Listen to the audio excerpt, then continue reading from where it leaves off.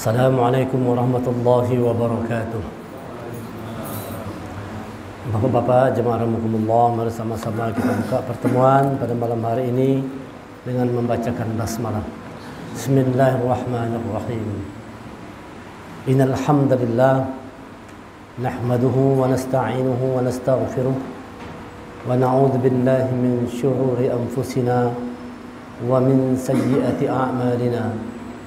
من يهد الله فلا مضل له ومن يضلل فلا هادي له أشهد أن لا إله إلا الله وأشهد أن محمدا عبده ورسوله لا نبي بعده اللهم صل وسلم على محمد رسول الله وعلى آله وصحبه ومن تبعه وبلاه إلى يوم القيامة رب اشرح لي صدري ويسر لي أمري واحلل عقدة من لساني يفقهوا قولي رب زدني علما وارزقني فهما فقال الله تعالى في القرآن الكريم أعوذ بالله من الشيطان الرجيم يا أيها الذين آمنوا اتقوا الله حق تقاته ولا تموتن إلا وأنتم مسلمون.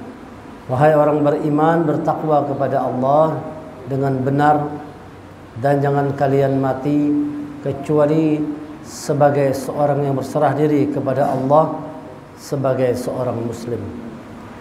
Ya ayuhan nasu taqu rabbakum alladzi khalaqakum min nafsin wahidah wa khalaqa minha zawjaha wa bassa minhuma rijalan katsiran wa nisaa.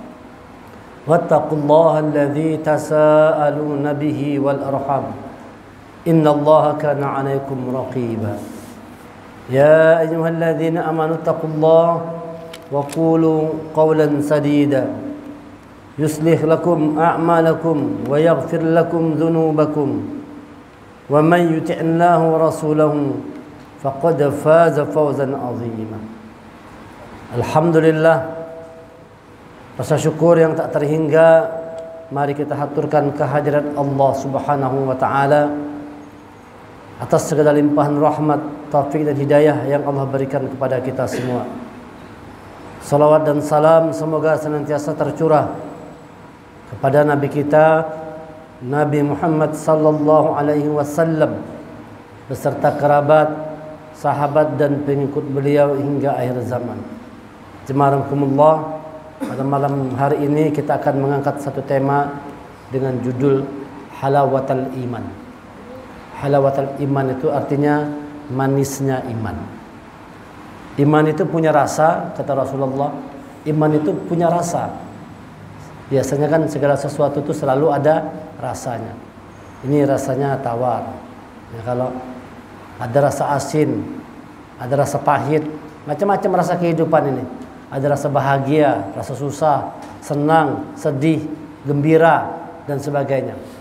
Berbagai macam rasa dalam kehidupan di muka bumi ini. Namun tidak punya arti kalau kita tidak pernah tahu bagaimana rasanya iman. Nah, kata Rasulullah, rasa iman itu manis di dalam dada. Orang yang merasakan manisnya iman itu tandanya apa? Dia merasakan lezat dalam beribadah kepada Allah. Salat malam itu lezat. Membaca Quran itu nikmat, nyaman. Salat berjemaah nikmat, nyaman. Itu orang yang merasakan nikmatnya, manisnya iman, kata Rasulullah. Tandanya itu, maka terlihat dalam beribadah itu dia merasa lezat melaksanakannya. Jadi kalau ada orang beribadah itu terasa beban masih bahya'am. Maghrib pulanglah, bahya'am, isya pulanglah. Aduh, bangun malam pulanglah. Puasa pulanglah, mengaji pulanglah. Orang yang merasakan beban dan berat itu tandanya dia belum merasakan manisnya iman. Semua orang boleh mengatakan, mengaku, aku beriman. Tentu kalau kita ditanya semua beriman, tentu kita mengatakan kita orang yang beriman. Tetapi tidak semua orang beriman bisa merasakan manisnya iman. Tidak semua orang beriman bisa merasakan manisnya iman. Rasulullah memberikan satu pelajaran kepada kita semua.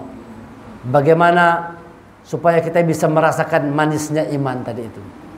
Karena kalau iman itu manis, beribadah itu nikmat. Itu tandanya orang sudah merasakan manisnya iman. Beribadah tuh lezat, nikmat, nyaman, bahagia, gembira. Kalau kita bisa bangun malam tuh kita gembira benar tuh. Alhamdulillah ya Allah bisa bangun malam, salat malam. Tuh, bahkan sahabat Rasulullah tuh kalau misalnya kelewatan salat malam sekali, itu bisa seharian menangis, menyesal. Kenapa tadi malam kok tidak bangunlah aja. Nangis seharian. Kenapa nangis kejar sahabat? Tadi malam aku tak bangun tahajud. Nah, sedih. Sahabat Rasulullah itu kalau tidak bangun tahajud itu sedih, seharian itu menangis, menyesal. Kenapa tadi malam tidak bangun tahajud? Kenapa bisa demikian? Karena sudah merasakan manisnya iman. Berlomba-lomba kalau mau perang itu, hari ini dalam peperangan kali ini aku yang mati syahid. Jar seorang sahabat, kada aja, aku yang mati syahid. Jadi para sahabat itu berlomba-lomba untuk mati syahid di medan perang. Kenapa bisa demikian? Karena merasakan manisnya iman. Lalu nikmat beribadah, lezat, gembira, bahagia ketika beribadah kepada Allah itu. Itulah tandanya kita sudah merasakan manisnya iman. Kalau belum gembira, kalau belum bahagia, malah terasa beban, berat. Hendak mengaji berat benar. Bangun malam berat benar, koler benar digawi. Hendak puasa sunnah, koler benar berat. Itu berarti kita belum merasakan manisnya iman. Sudah beriman tapi belum merasakan manisnya iman. Nah, kata Rasulullah, ada 3 perangai, 3 sifat, 3 sikap seseorang itu kalau ada dalam dirinya, maka dia akan merasakan manisnya iman. Salasum min kunna fihi wa bada fihi halawatan iman. 3 perkara kata Rasulullah yang apabila ada dalam diri seseorang, halawatal iman, dia akan merasakan manisnya iman. 3 perangai. Apa yang pertama? Man kana Allahu wa rasuluhu ahabba ilaihi mimma siwahuma. Man kana Allah, siapa yang mencintai Allah wa rasuluhu dan rasulnya, ahabba ilaihi, lebih dia cintai mimma siwahuma, daripada keduanya. Artinya cinta kita kepada Allah dan Rasulnya itu melebihi cinta kita terhadap apapun. Orang yang merasakan seperti itu, dia akan merasakan manisnya iman. Orang-orang yang mampu meletakkan Allah dalam hatinya dan Rasulnya dalam hatinya itu di atas kecintaannya terhadap apapun. Kita kan cinta lawan harta, tapi cinta kepada Rasulnya di atas segala-galanya. Lawan anak kita, kita cintakan sayang. Lawan pasangan kita, lawan rumah kita, lawan kendaraan kita, dengan pekerjaan kita, kita senang, kita suka. Tetapi rasa suka, rasa senang, rasa cinta itu tidak boleh melebihi rasa cinta kita kepada Allah dan Rasulnya. Cinta kita kepada Allah dan Rasulnya harus di atas cinta kita terhadap apapun. Kalau mampu demikian, orang akan merasakan manisnya iman. Kalau tidak, kenapa tidak merasa manisnya iman? Barangkali masih banyak yang lebih kita cintai daripada Allah dan Rasulnya. Wal in kana aba'ukum wa abna'ukum wa ikhwanukum wa azwajukum wa ashiratukum wa amwalun iqtarabtumuha wa tijaratun takhshawna kasadaha wa masakin tardawnaha ahabba ilaikum minallahi wa rasulih wa jihadin fi sabili fatarabbasu hatta ya'ti Allahu bi amri wallahu la yahdil qaumal fasiqin. Ada 8 saingan Allah dalam Quran ini dikatakan dalam surah At-Taubah surah ke-9 ayat 24. Qul in kana aba'ukum, katakan jika bapak-bapakmu, termasuk ibu berarti orang tua kita, wa abna'ukum, anak-anakmu, wa ikhwanukum, saudara-saudaramu, wa azwajukum, pasanganmu, wa ashiratukum, sanak keluargamu, kerabatmu, wa amwalu iqtarabtumuha, hartamu, wa tijaratan tawshana kasadaha, usahamu, wa masakinah, rumah-rumahmu, ahabba ilaikum minallahi wa rasulih, lebih kalian cintai daripada Allah dan Rasulnya, wa jihadin fi sabili, dan berjuang di jalannya, fatarabbasu hatta ya'tiyallahu bi amri, tunggulah sampai Allah menetapkan keputusannya. Wallahu la yahdil qaumal fasiqin, Allah tidak akan memberi petunjuk kepada orang-orang yang fasik. Jadi orang yang lebih cinta dunia ketimbang Allah dan Rasulnya itu dianggap sebagai orang yang fasik. Orang fasik tidak akan diberi petunjuk oleh Allah. Nah, ini bahaya aja orang fasik. Siapa orang fasik tadi? abahnya, anaknya, saudaranya, istrinya, keluarganya, hartanya, usahanya, rumahnya lebih dia cintai daripada Allah dan Rasulnya. Orang yang ingin merasakan manisnya iman tadi harus meletakkan cintanya kepada Allah dan Rasulnya di atas segala-galanya, bahkan di atas cinta terhadap dirinya sendiri.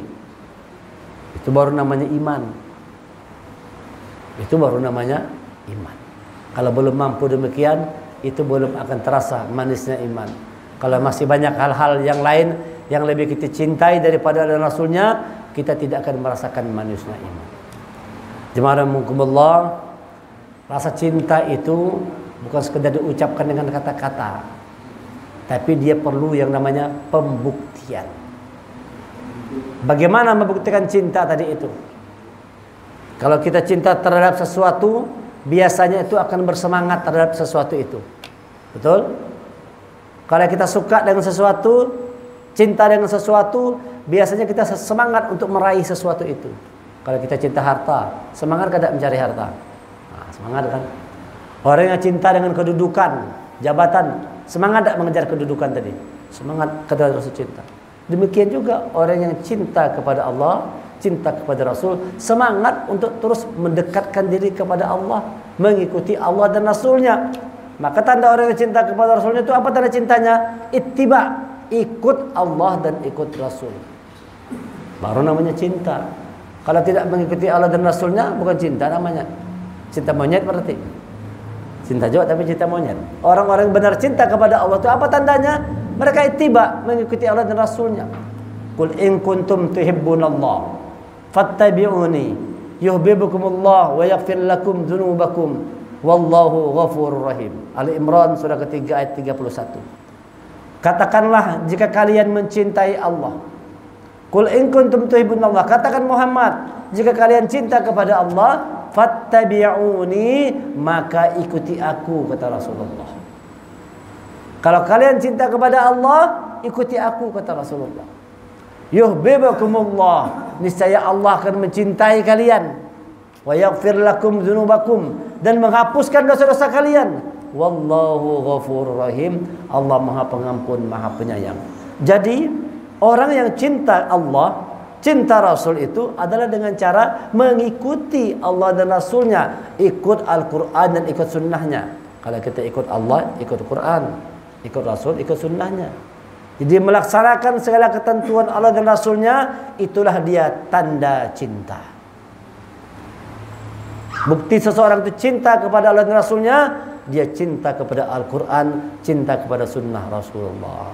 Nah, kalau kita tidak suka mengaji, dia pertanyakan tuh cintanya kepada Allah.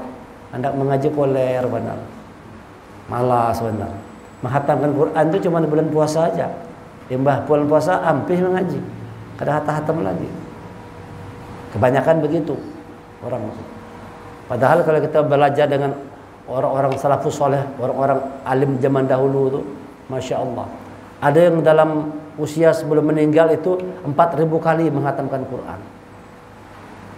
Abdullah bin Idris itu 4.000 kali menghatamkan Al-Quran. Nah, bayangkan 4.000 kali menghatamkan Quran. Kita berapa kali sudah? Ayo. Kalau setahun sekali kalau menghatamkan Quran, umur kita 60 tahun anggap gitu. Nah, dari mulai umur berapa kita baca Quran? Anggaplah sejak lahir baca Quran langsung. 60 kali aja. 60 kali aja kalau setahun sekali. Kalau sebulan sekali, setahun 12 kali. Kalau 12 kali 6 kali 12 700, baru 72 kali hatam Quran. 12 kali 10 bulan 120 kali, 720 kali baru. Ya Pak ya? Sebulan hatam Quran sekali, kalau berarti setahun 12 kali. Kalau misalnya 10 tahun 120 kali. 60 tahun 12 kali 6 lebih kurang 720 kali. Ya kan? Ini 4.000 kali. Berarti itu berapa kali hatam Quran setiap bulan? Bayangan Bapak-bapak. Ada lagi orang yang mampu menghatamkan Quran sebelum meninggal itu 18.000 kali hatam Quran. Masya Allah.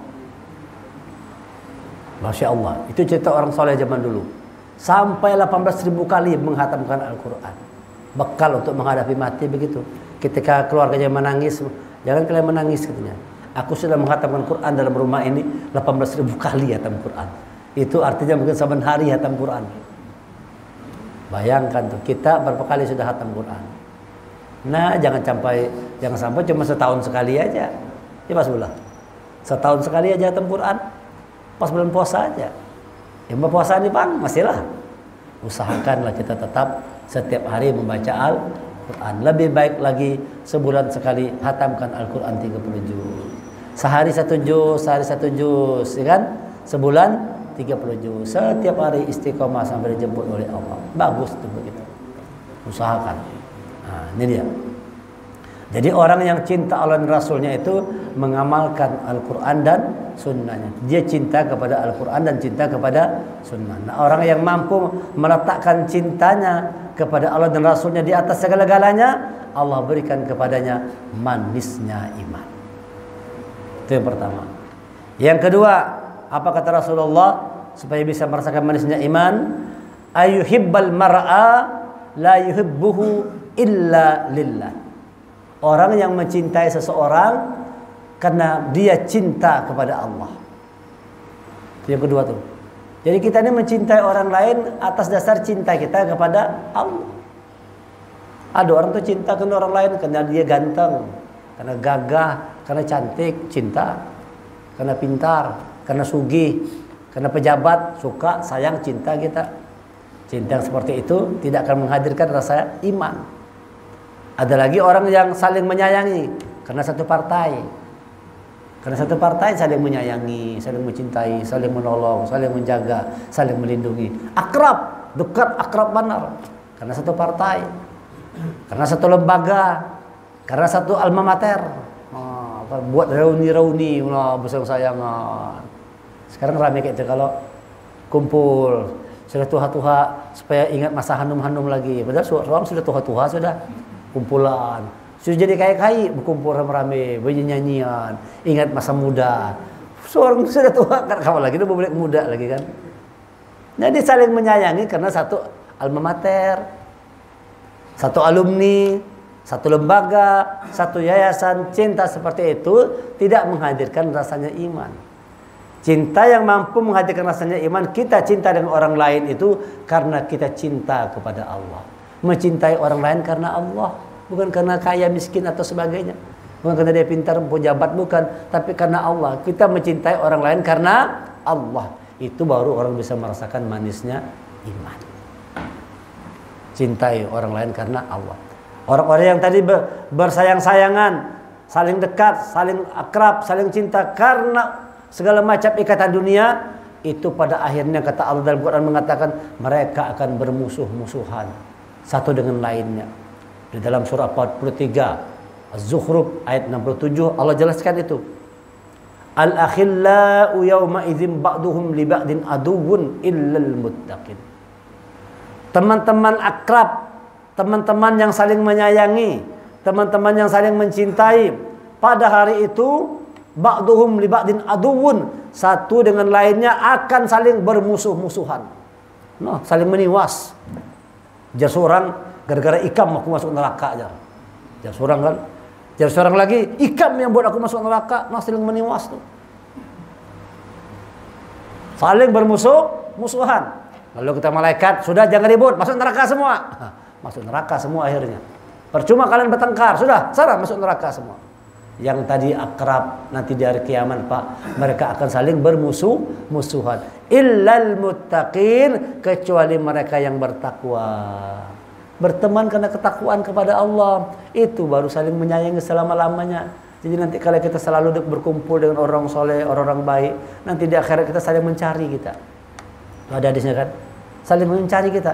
Mana si Fulan itu yuk, yang biasa sama-sama kita mengaji di Mabdul Jannah, pernah ada kelihatan di mana? Jangan-jangan ada dalam neraka aja misalnya itu kan. Mana orangnya? Lalu kita tanya Allah, mana sahabat kami? Kata Allah, cari dia. Wah, setelah kita cari ternyata dalam neraka. Apa kata Allah? Keluarkan temanmu dalam neraka. Saling menolong. Asal sama-sama bertakwa. Makanya pian-pian nanti kalau kita ke dada tolong dicari juga kan, kalau pas lu ke dada kan, mana nih Firdaus ke dada nih, cari ulun. Bawa ke surga Pak Sebelah, tolong cari. Itu orang-orang bertakwa saling tolong menolong. Waktu kita mengambil itu Pak, terjun ke api itu, padam api neraka. Padam api neraka. Ya, dikeluarkan dari neraka. Dikeluarkan. Ambil, keluarkan. Sama kayak anak-anak yang hafal Quran kan, dia bisa memberikan syafaat kepada keluarganya yang sudah pasti masuk neraka. Keluarkan dari keluarga, keluarkan. Oh, hebat ini. Orang-orang yang saling bertakwa tadi bisa saling tolong menolong, tapi syaratnya bertakwa. Kalau tidak saling bermusuh-musuhan, saling meniwas. Gara-gara ikam tupang, sibuk membawa aku berpolitik terus mengaji tidak pernah aku kam gara-garanya aja tadi orang yang kena partai. Ika yang membawa ironi Pak. Lalu apa namanya alumni lalu joget aja gawian gara-gara ikam. Saling meniwas. Kata Allah illal muttaqin, kecuali orang-orang yang bersayang-sayangan karena rasa takwanya kepada Allah. Itu yang kedua. Supaya manisnya iman itu rasa cintai orang lain itu karena cinta kita kepada Allah. Yang ketiga, ay yakraha ay ya'uda fil kufr ba'da an anqadhahu Allah min kama yakrahu ay yuqzafa finnar. Itu artinya orang-orang yang tidak mau kembali kepada kekafiran, kembali kepada kegelapan, dunia yang gelap, dunia yang maksiat, dunia yang sesat, tidak mau kembali kepada keburukan sebagaimana kalian tidak mau kembali ke masuk dalam api neraka. Orang itu betul-betul tobat nasuha. Nah, orang-orang kalau betul-betul tobat dan nasuha ini tidak mau kembali kepada keburukan, dia akan merasakan manisnya iman. Kenapa orang ada sudah tobat kok berbulik pulang tuh? Sudah tobat berbulik pulang, ada kalau sudah bagus tobat, mana berbulik pulang, berjoget pulang orangnya. Ada TV itu. Lu berjoget kalau tobat kisahnya nih. Sekalinya mau ini berbulik pulang, berjoget pulang. Nah, kenapa bisa demikian itu? Karena tidak merasakan manisnya iman, itu tidak terasa manisnya iman. Manisnya iman tidak terasa. Lalu orang melakukan keburukan lagi. Ada lagi orang sholat, berpuasa, mengaji, tetapi bermaksiat jalan terus. Sholat terus, maksiat jalan. STMJ. Sholat terus, maksiat jalan. Sholat rajin, maksiat kadang ampe-ampehnya. Nah, ini orang-orang yang tidak merasakan manisnya iman. Kata Rasulullah, orang yang merasakan manisnya iman itu tidak akan mau kembali kepada keingkaran, kembali kepada dosa, kemaksiatan, kegelapan, kezaliman, tidak mau kembali kepada keburukan. Orang yang sudah merasakan manisnya iman. Kenapa dia kembali? Karena tidak terasa manisnya iman tadi. Lalu kembali kepada keburukan. Nah, maka jaga kita ini, bujur-bujur menjadi orang yang taubat dan nasuha. Kalau sudah bertobat kepada Allah, jangan lagi mengulang segala macam keburukan yang lalu pernah kita gawi. Ampi sudah. Sebelum puasa kemarin kan misalnya rancak menyambati orang. Setelah datang puasa, ampih tidak mau lagi menyambati orang. Sebelum puasa, mulut kadang-kadang bicara sembarangan aja. Setelah kita berpuasa sebulan penuh, ampih, mulai jaga mulut, hati-hati. Kul khairan aw liyasmut. Katakan yang baik atau kalau tidak diam saja. Tidak mau lagi bicara yang buruk, apalagi membicarakan keburukan orang lain. Nah, kata Rasulullah, orang-orang yang suka membicarakan keburukan orang lain, dia tidak akan mati sebelum ditimpakan keburukan orang itu kepada dirinya. Nah, bahayanya ini. Lalu ulangi lagi, kata Rasulullah, orang-orang yang suka menceritakan keburukan orang lain, dia tidak akan mati sebelum keburukan orang itu ditimpakan kepada dirinya, kecuali dia bertobat. Oleh karena itu kita jangan suka bicara yang buruk, karena setiap bicara yang bagus akan kembali kepada si pembicara. Akan kembali kepada si pembicara. Oleh karena itu kalau kita suka bicara-bicara yang baik, yang kembali kepada kita adalah yang baik-baik.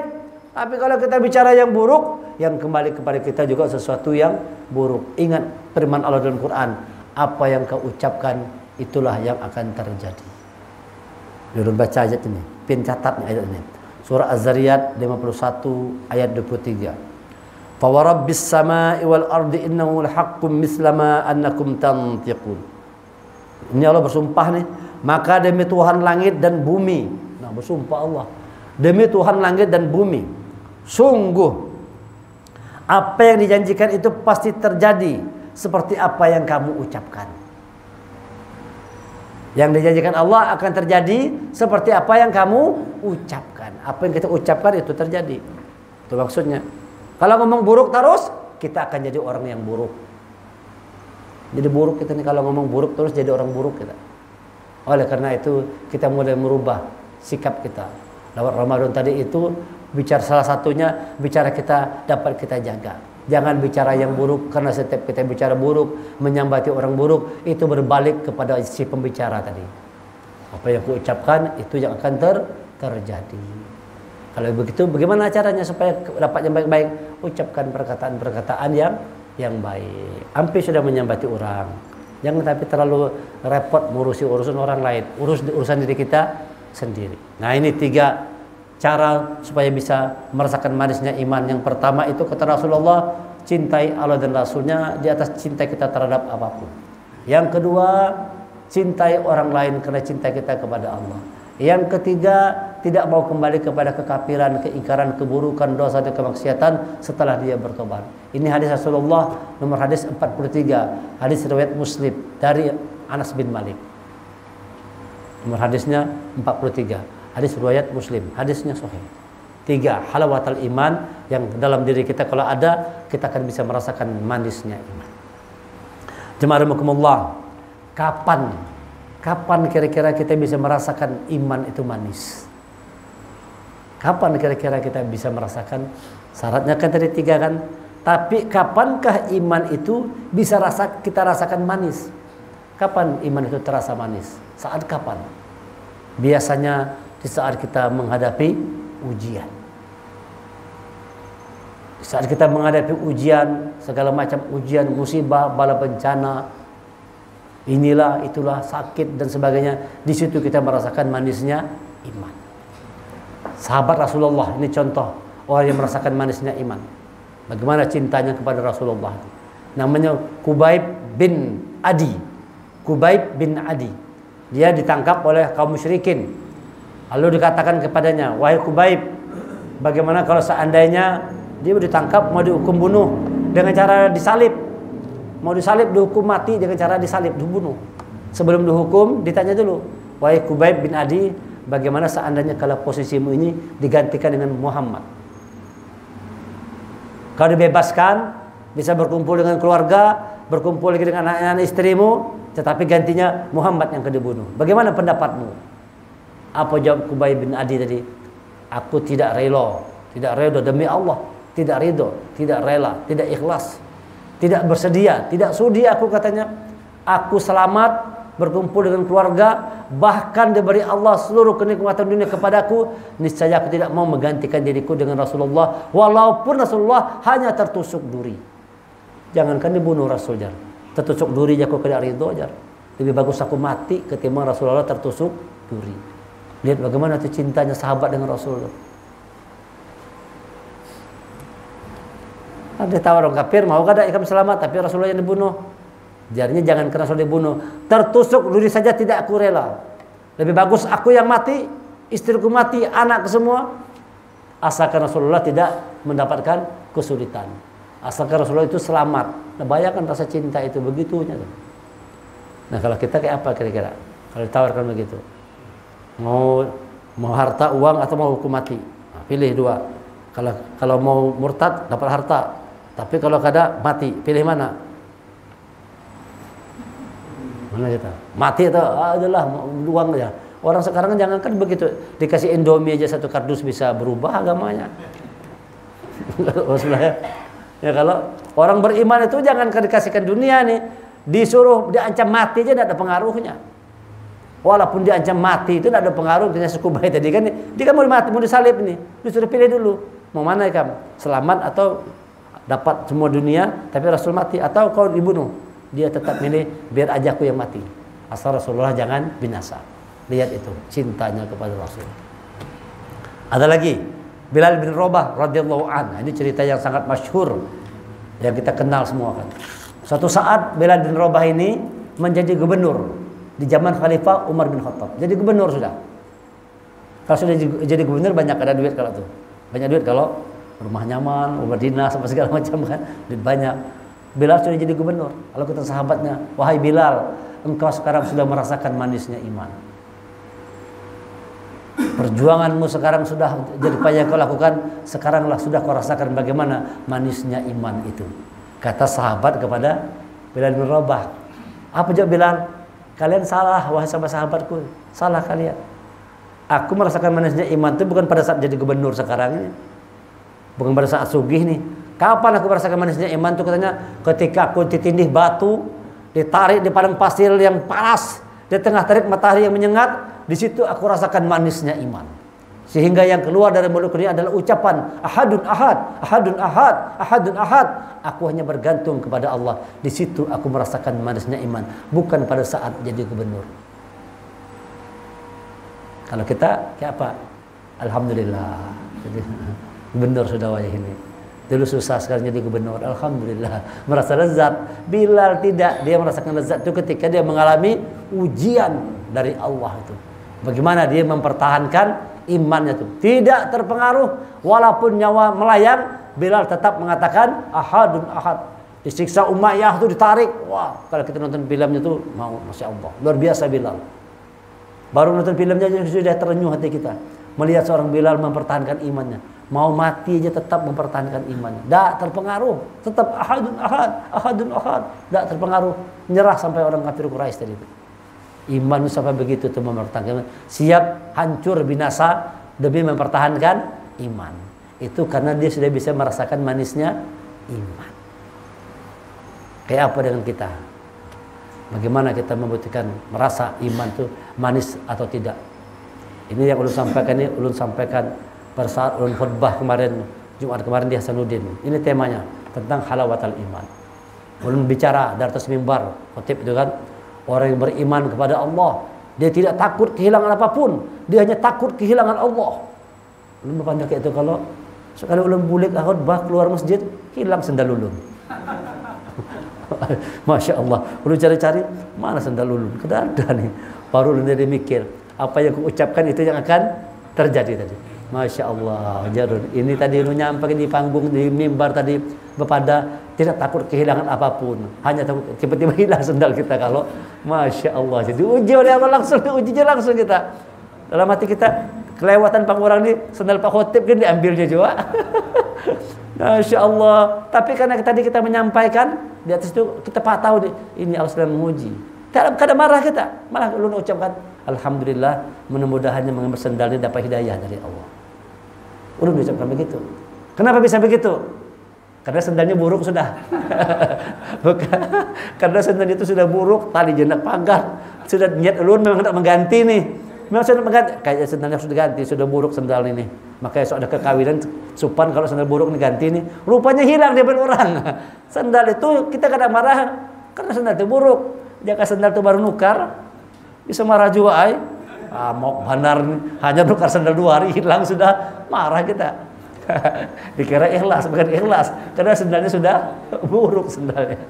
Langsung diuji oleh Allah. Masya Allah, sampai ke rumah bapak-bapak nih kawan-kawan sekalian, sampai di rumah Jumat itu tiba-tiba anak ulun itu menceret kena diare pulang. La ilaha illallah jar ulun.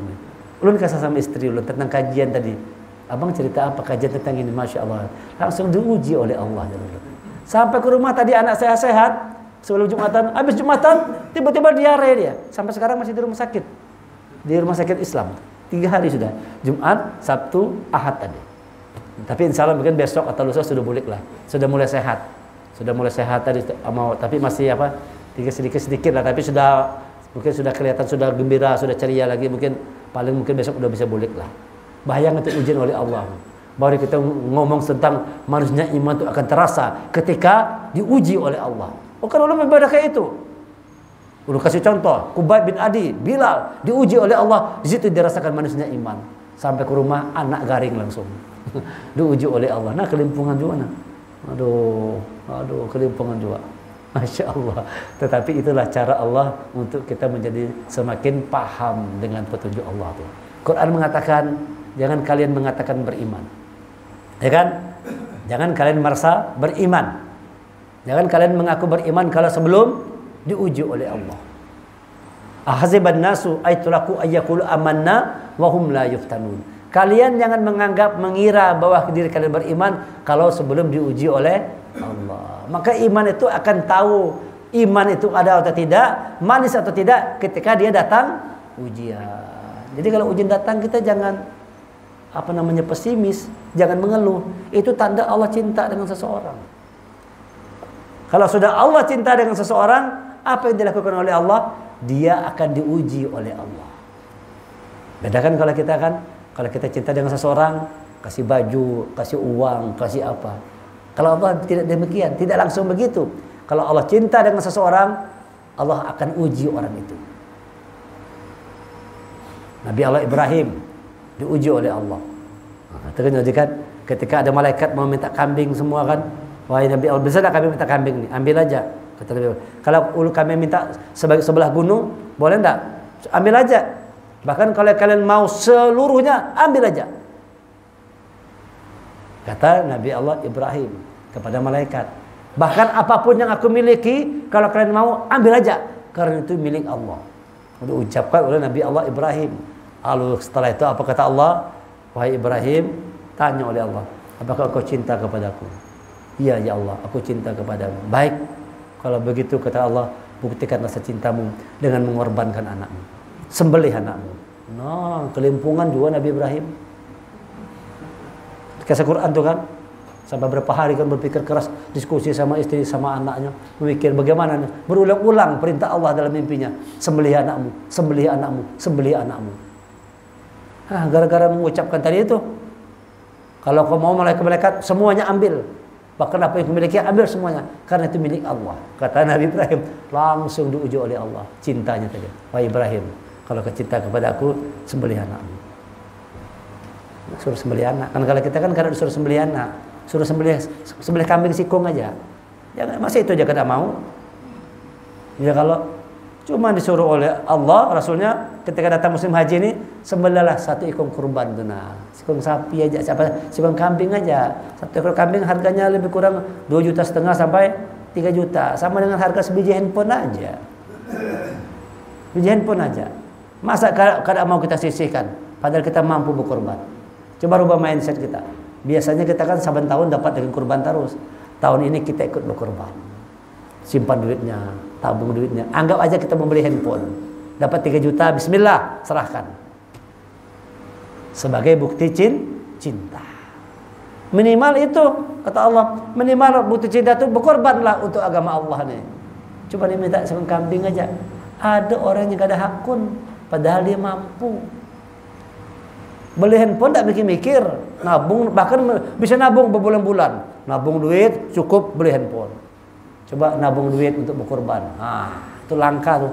Ada orang menyimpan duit, dia menabung, gasan berkorban.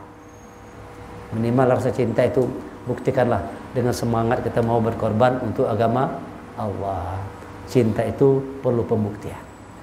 Bukan cuma dengan kata-kata. Dan pembuktian itu datang sebentar lagi bulan Zulhijjah. Di situ kita buktikan jangan sampai kita tidak berkorban. Rasulullah itu setiap tahun sepanjang hidupnya setelah turun perintah berkorban itu selalu berkorban terus setiap tahunnya.